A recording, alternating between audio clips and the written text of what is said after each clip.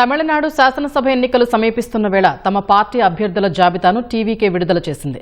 సినీ నటుడు టీవీకే అధినేత విజయ్ 2 స్థానాల నుంచి పోటీ చేయనున్నారు.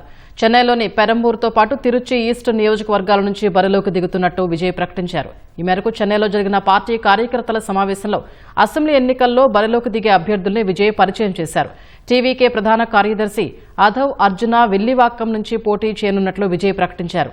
మాజీ మంత్రి సెంగొట్టియాన్ గోబిచెట్టిపాళ్యం నియోజకవర్గం నుంచి బరిలోకి దిగనున్నట్లు పేర్కొన్నారు. ఈ సందర్భంగా అధికార డీఎంకే కూటమిపై విమర్శలు గుప్పించిన విజయ్ ఆ కూటమికి ఎలాంటి సిద్ధాంతాలు లేవని ఎద్దేవా చేశారు. ఈసారి తమిళనాడు ఎన్నికలు టీవీకే నేతృత్వంలోని ప్రజల కూటమి, స్టాలిన్ కూటమి మధ్య ఉంటుందని ఆయన తెలిపారు. ప్రజల కోసం నిలబడే వారిని తాను అభ్యర్థులుగా ఎంపిక చేసినట్లు విజయ్ పేర్కొన్నారు. తాము అధికారంలోకి వస్తే రాష్ట్రాన్ని మాదక ద్రవ్యాల రహితంగా మారుస్తామని హామీ ఇచ్చారు. ఇంటర్మీడియట్ నుంచి పీహెచ్డీ వరకు చదువుకునే విద్యార్థుల కోసం ఎటువంటి పూచీకత్తు లేని 20 లక్షల రూపాయల రుణాలు ఇస్తామని విజయ్ స్పష్టం చేశారు.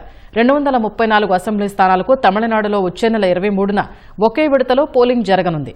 మే 4న ఫలితాలు వెలువడనున్నాయి.